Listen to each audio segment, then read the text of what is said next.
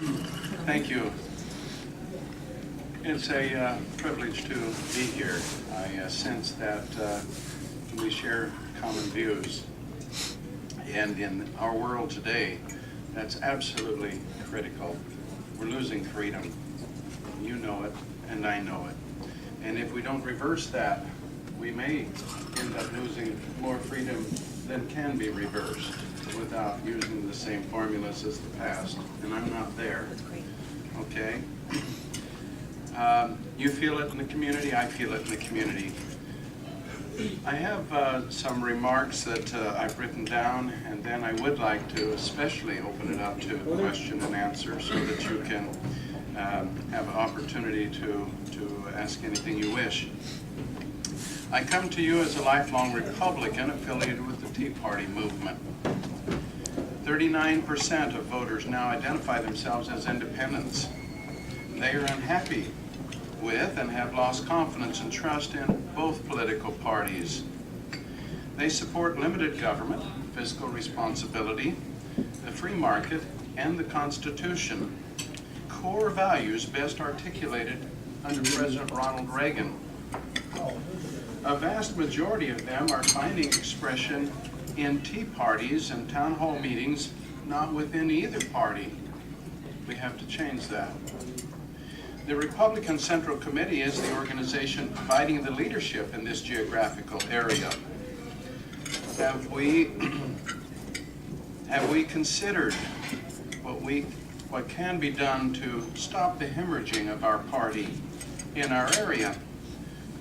What can be done to attract the 3,500 angry citizens that surrounded the Liberty Bell last April 15, or the over 1,000 who traveled to Tulare for the multi-county Central Valley Tea Party attended by an additional 14,000 distraught participants, where I, as keynote speaker, there too, again spoke on limited government, fiscal responsibility, the free market, and getting back to the Constitution.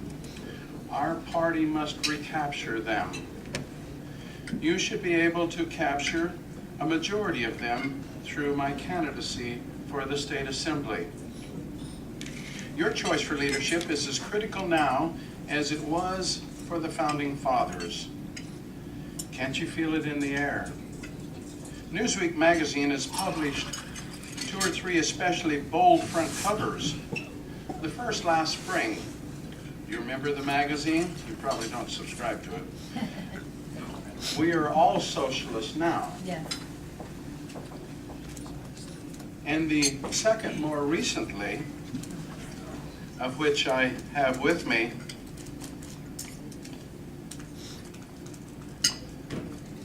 The Case for Killing Granny. Curbing excessive end-of-life care is good for America. If that doesn't cause your spine to tingle with anger, I don't know what would work. If that doesn't cause us to feel that this is getting more serious, I don't know what would.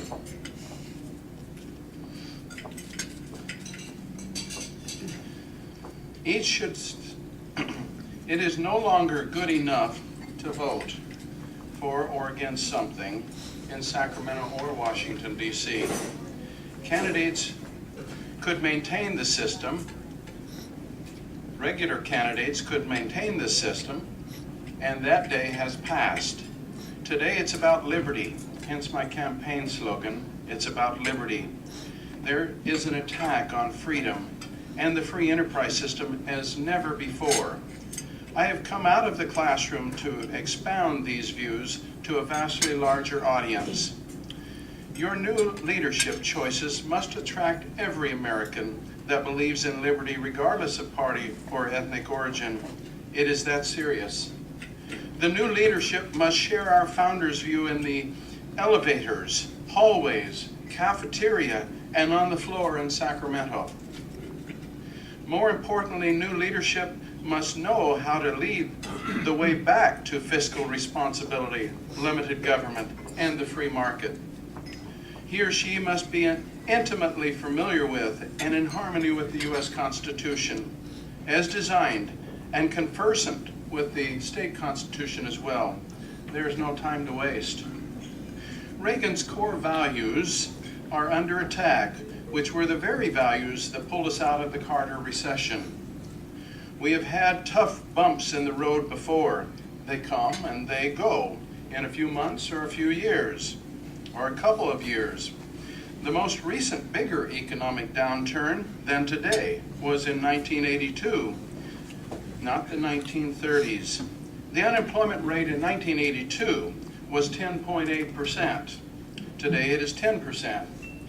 Then a 30-year mortgage was 17.6%. Now it is 5.5%. In 1982, inflation was 7.6%. Do you remember? Today it is less than 1%. How was the economic recession of the early 80s resolved such that it is hardly remembered or even mentioned in our history textbooks? The answer was serious tax cuts, real deregulation, meaningful budget cuts, and a strict anti-inflation monetary policy. That's right. Let me repeat that. The answer saving us was serious tax cuts, real deregulation, meaningful budget cuts, and a strict anti-inflationary monetary policy. It will save us again if we are smart enough to return to it. There was no talk of bailouts of irresponsible banks, no trillion-dollar stimulus packages to bail out states, cities, and counties with money that did not exist outside a printing press. No asking China to buy our debts. No talk of ending the dollar as the global medium of exchange. No talk of world government as the only viable solution. Since then, unfortunately, we have lost our way, entering into a spending spree with the Democrats too often. California must show the way back by cutting taxes overall, and more especially on business, to keep them and the jobs they create in the state. Nevada is presently placing ads in the Los Angeles Times, enticing businesses to relocate there. Keeping business here also keeps revenue and jobs in California. We must become more business friendly. California must curb the power of extreme environmentalists who would kill an economy to save a fish. We wish for legislation that puts a higher priority on man than fish. The government-created drought must end. Offshore drilling could reduce our $42 billion debt by at least $5 billion a year and provide hundreds of jobs, but for these extremists. California must lead other states in restoring the 9th and 10th Amendments to their former place of prominence by challenging the federal government's right to force legislation outside the list provided in Article 1, Section 8, Clauses 1 through 18 of the U.S. Constitution, as for example, national health care, while at the same time entering multi-state agreements, removing barriers to out-of-state insurance shopping. We should also lead in tort reform. These two actions would virtually end the rationale for federal takeover of health care, and we can do that in California. We are the state and the party that should, within our core values, provide the answers to illegal immigration, which is now 8% of the population of California, and provide prison reform that is economically self-sustaining. The answer should never be to just return them into the population. If forced to do so, let's at least require that they be returned only to democratically controlled districts. That is the party that coddles them. California should show sister states how to drastically reduce the number of new laws imposed on citizens each year. This could be done by a variety of things, as for instance,